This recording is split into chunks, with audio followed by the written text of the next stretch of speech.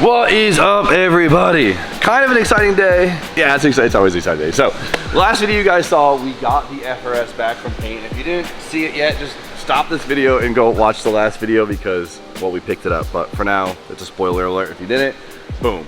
It looks incredible. We still have so much work to do to get this thing actually together. As you can tell, it's just kind of mocked in place. Nothing's actually bolted down. God, it looks so good though. I know, coming back the next day, it goes crazy, doesn't it? So sick. It's nuts, and we still have some more accent pieces to put on to make it really pop, but I walked in this morning, I was like, man, I didn't know I bought a new Corvette. You know what I'm saying? Like, it's kind of wild. It is just an absolute beautiful piece between the styling of the Street Hunter kit, the paint work by Anthony, the Sibon hood, the clips, it all just kind of comes together and it looks beautiful. Even with the standard headlights, I think they actually look really good on this car. So, but don't forget, we have a fresh drop going with this car. We have a tee to go with it right here. We have a couple banners, stickers, skateboards you guys saw, and the new house tee. We haven't done a house logo tee in a long time. It's kind of cool just to do simple color waves, so we got that going on. So hop below, chop me out, grab them before they're gone. Because this car is spicy, so the shirt's spicy, you know what I'm saying? At least we have something to look at in the background for today. But today, since I have to leave somewhere this week, I really want to get this thing mocked up in the car. As you guys know, we are putting our new built 1J into the E36, finally making it the car that we should have forever ago. And I say that every time we put an engine in it, but this one's gonna do us good though. It will, and if it doesn't, then the car is not gonna be here no longer. All right, that's all. That's just the truth of it. That's just the truth of it, you know? Maybe I don't know. We'll do something with it if this doesn't. But JC, it should work. So we're doing all the due diligence to make it right. As you guys saw, we assembled the long block, but we are missing a few things, and today we're gonna try and finalize it and mock it in the car. Now, we don't have the adapter kit for the trans just yet. Unfortunately, we weren't able to get it in time because everything has been kind of a rush, especially since we had the 4th of July holiday. We just put everyone behind. But we should have enough to get the engine mocked in the car in position so we can start seeing what we need, what's gonna line up where, start making some piping maybe, and go from there. Sound good? Sounds good. Sick. Oh boy. When you rotate an engine, you gotta be so careful because sometimes you just go, whoosh. All right, we're doing good here. And we're stopped. The bolt was in the way. That's no biggie. This just looks hilarious. Look at those rods, look at those pistons. The treat is good. This is gonna be a badass. This is gonna be sick. It's gonna be good. It's the goodest of Juju engine and the worst of Juju chassis right now. It's gonna just kind of cancel it out. So clearly the engine has no oil pan on it, and well, when you are swapping an engine that didn't belong into a car, you got to worry about the oil pan, because the oil pan can be very intrusive to your subframe or steering rack, right? The big thing to keep track of. Now with the JZ, we're pretty lucky because factory they came with 2 different oil pans. They came with one that was a front sump and one was a rear sump, and what that means is where the hell it puts the oil pan. Front sump, oil pan is mainly in the front. Rear sump, the oil pan is mainly in the rear. We went over this a bunch in the Pro Car setup because on our Pro Car 3.4, we threw a rear sump on it, right? So do most swap cars with JZ run a rear sump? I don't know. I think most people use front. I think most chassis call for front sump. Okay. But in the E36, since it is a front rack car, there's nowhere to put the front sump. We have to put it in the rear, which is good and bad, right? So the bad part is rear sump, way more expensive. Forgot how expensive they were. I gave one away like 2 years ago and I regretty spaghetti the crap out of that one. Like, holy crap, they're expensive. Front sump pans are way more abundant. They're dime a dozen. They're a dime a dozen because, well, they were produced. There's way more cars produced with the front sump setup, right? Usually the go-to is if it's a sedan, it came with a front sump. If it's a coupe, it came with a rear sump. Okay. So if you're trying to find a pan, there you go. What's nice about being able to run a rear sump pan in this thing is the fact that the rear sump pan has better oiling. With drifting, there's a lot of oil slosh, there's a lot of momentum, there's a lot of things that could cause your oil to not want to travel into the pickup tube and cause issues. With the rear sump pans, for some reason, the way they're designed, well, people don't have oil slosh issues. People run factory rear sump pans with basically no baffling them on crazy pro cars, on bank tracks, and they have no issues. And that was a big reason why we went with the 3.4. So that is nice. We don't have to worry about not having a dry sump set up and being like nervous about that here and there. Luckily, you know, I have a front sump in the coupe, and we haven't really ever had any oil issues with it, but we also haven't driven it to, you know, I guess that level maybe. Whatever. I'm trying to, you know, get the good out of this. Can you see what we're talking about? Front sump, rear sump. That's it, simple as that. The difference is about $600–700. Now the fun part. That time again. I suck at RTV. I need to get one of those, like the caulk guns. Caulk. Come on, there we go. There we go, there's that stream. I'm always so embarrassed of my RTV jobs. Yeah. You ever seen any of my shit leak though? No. That's what I'm saying. Smear, clean, apply. Finger paint. Finger paint. Show baby James how to finger paint with RTV. Imagine how bad that would be, like a baby covered RTV. Just remember, if you're gonna smear it on, make sure, what I like to do is kind of like on the inside edge, run your finger kind of in, just so you don't have a bunch getting smushed in and potentially going into your pan or whatever you're trying to RTV. So try to keep the edge clean, okay? Okay. And then very important, this O-ring. If you don't have it, well, your oil pressure will be very, very bad.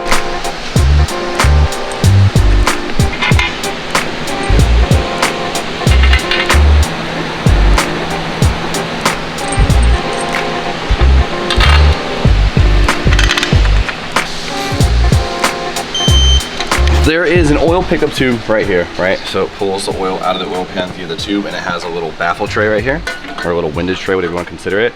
But unfortunately, the person I bought the kit from forgot the pickup tube. So we can't finalize it today, but we were just testing the engine today, so we're gonna slip the pan on just to keep it all concealed. There's always something, huh? Right, Grant? There's always something. Where'd he go? He just went straight to the bathroom?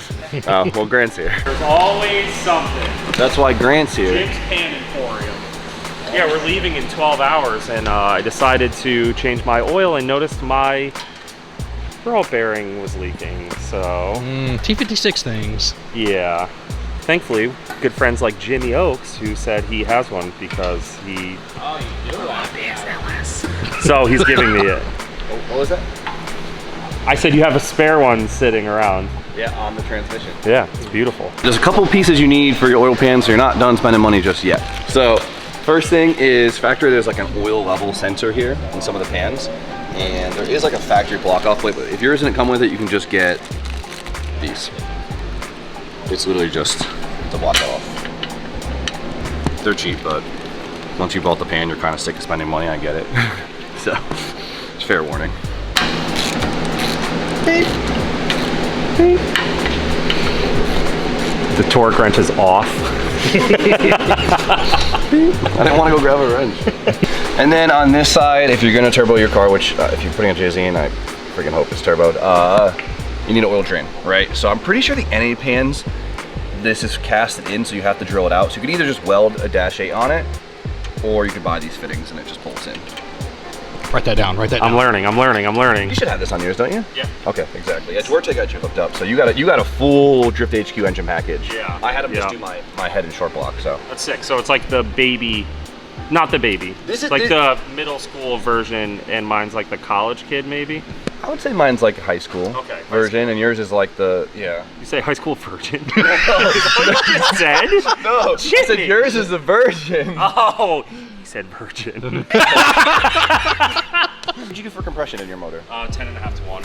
Yeah. So you did go and 3 liter. Yeah, you gave me the recipe. I just wrote the recipe down and started cooking. That's all I did. Jim is the chef, and I'm the sous chef, I guess. Just do what he tells me to do. You're the waiter.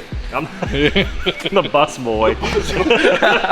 And the last thing we need, of course, is the dipstick. A lot of stuff might seem obvious, but when you're trying to piece together engines like that, it's really easy to forget small parts like this and just kind of put yourself a week out because you need an out-order dipstick. Oh wait, I need a delete plate. Oh wait, I need a drain, you know? So this is I need a pickup tube. Oh wait, I need a pickup tube.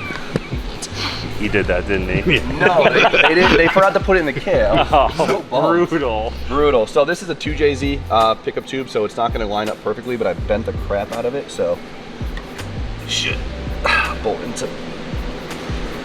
See? There we go. Spot on. Spot on. Perfect. No. You can bend dipsticks, it's fine. Just don't crease them. Perfect. Oh, Fucking wow. great. That was... Yeah. That's it. Shit, you kinked it anyway, Jimmy. Last piece of the puzzle before we can bolt this thing into an E36 is what, Grant? Engine mounts, Jim. Nice work. I like not. Didn't even prep him for that. I like not prepping anyone. I saw the engine mount bolts in your hand. All right, whatever. So E36 to Jay-Z engine mounts, there's like 40 companies that make them. It's very common because the engine fits beautifully in E36. But my car's right-hand drive, so it was a little bit trickier, but Feed in Maryland happens to make right-hand drive Jay-Z E36 mounts. That worked out. Worked out. It's crazy. It's really random. It's really random. So you could tell they're kind of shaped a little funny, and it's to kind of get around the steering shaft, I'd assume. So, left. Look at that. So it looks like they make the same left side, no matter if it's left-hand drive or right-hand drive. Yeah, and then this one's right-hand drive. Yeah, so they're just both shoehorned looking. Yep. Grant, you got me right? Get What you a right, good Jim. guy. Good guy, Grant, If I'm man. gonna steal your parts, the least I could do is bolt a few brackets on for you. Send these things home. I didn't know we were putting this thing in today. Yeah, it's a mock. I don't have the trans adapter stuff yet. That didn't come in time. Oh, okay. But we can get a lot done and figured out with just the engine in, since the mounts will locate it.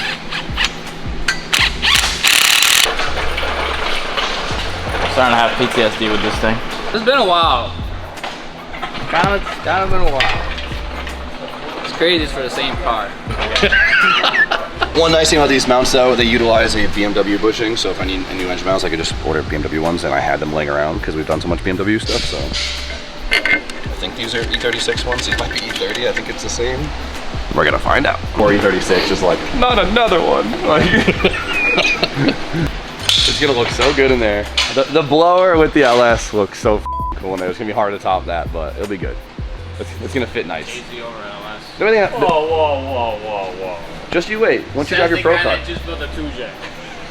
I know your Spice of life. Your LS car has been good to you though. It's been okay. Yeah, if it blows up tomorrow, I won't be sad. Yeah, it's been fine. It's been fine. Yeah. Yeah. We'll see. It'll be good. What's nice though is this will fit a lot better than the LS. Like we had just so much clearance issues. Everything was so tight and so hot. It was such a pain in the ass. So Jay-Z.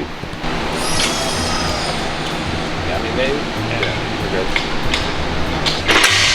Oh, we're chilling. Is it gonna tilt down? Oh, we're good. Not bad. We're good. Not bad. I'm happy we have the extra manpower today. This worked out really well. Jiggle, shaking. Go down with it. All right. Good juju. Okay. This seems. Bluetooth transmission. It's a YouTube transmission. That's a good one. All right, stop. Yep. You might have to take off the engine stand thing. You might not. I think we might have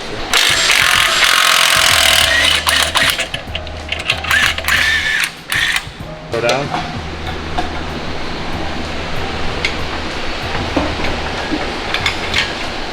We think that there's like 18 holes on this side. Yeah, we put them out on the. When he said we, he means I f***ed up and I put them out on the wrong holes. Good thing we have the engine crane hooked up on the engine mounts. Don't film that. It's fine, Grant. What are you scared of? I'm sure you've done catch you. That might be too far back. What's nice is the LS engine mount, you had to like take the mount off, put the engine in, get half the mount in, and bolt. It was such a pain. That's right, you fix what you done. Yes, boss. That's coming out of your paycheck. Yes, I hope boss, you I'm clocked sorry. out. I hope you clocked out for that. Sorry, boss. Anderson Torque's back. All right, stop. Hammer time. Now, disclaimer, if we put the mounts on correctly and we use the engine leveler, this would be very smooth. So I don't want to deter anyone from, I don't want this to look hard, but We like making our lives difficult. hell yeah. Nothing like struggling and 100% with your boys. sweating with your boys. You know what time? If it wasn't freaking 11 o'clock in the morning, I think it's a time for a breezy. That's all I'm saying. That's I know, it. I'm ready. You look centered. Nice work, boys. I'll send him my invoice. Yeah, got lost in the mail. Look at that, baby. Look at that. Jay-Z's fit in here so good. Because obviously it came with the straight sticks from the factory, so it's meant for the length. But the BMW engine is, it's wider and it sits at like a freaking 50-degree angle, so these things sit straight up. It looks great, dude. The purple looks cool in here now. It Like does. against the red, Yeah. I think it was the right move. We got the Link colors. I like it. Buddy. What are you, a Haltech boy? Never heard of her. Yeah, What a I like. dork. I have a Link in my JZX. That's never ran yet. That's completely my fault, though. Not the ECU fault, though. Not the ECU's fault. I don't throw shade at any ECU, to be completely honest. Everything is so good. Every computer, for the most part, minus like one or two, are like the best. Minus one. Minus. We know which one we're talking about. Shop Jimmy O, we got Link and Haltech. We got everything. We got everything. Every flavor you want.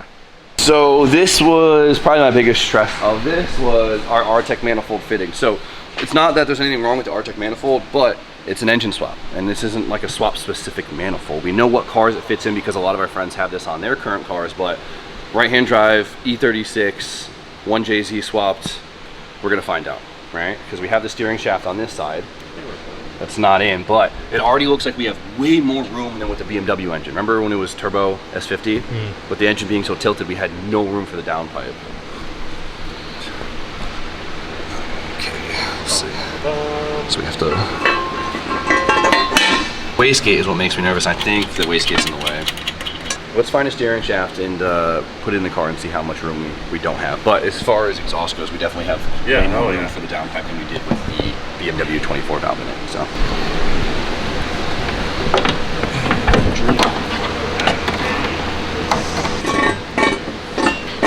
Yeah, it's touching it now. All right, so we're gonna have to modify that.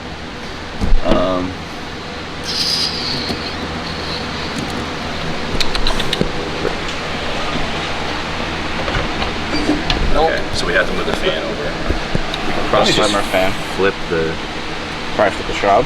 Yeah, maybe flip the shroud and it puts it in a spot that's not as intrusive. The V8 actually gave you more room than Yeah, because the V8's shorter. Well, there's a couple good things here, right? So what makes life easy is a lot of the correct things are on the right side. Fuel lines are on this side, so our fuel lines for our LS system are right here, which will be really easy. Make 2 new AN lines, and we're good to go for the entire fuel system. It's already figured out. So we could bang out the fuel system in 20 minutes. Power steering system also pretty good because the old power steering pump hard line falls right here, which means it'll end up being right here. So the line's slightly long, but that's not a big deal. I don't think it's long enough to make me want to like make a whole new line. The only difference is we're gonna have to use a reservoir this time. So we'll have to get a reservoir that bolts onto the tower because before it was reservoir on pump. Catch can, we're leaving. We're gonna utilize our expansion tank. We already have the AN fittings on the engine.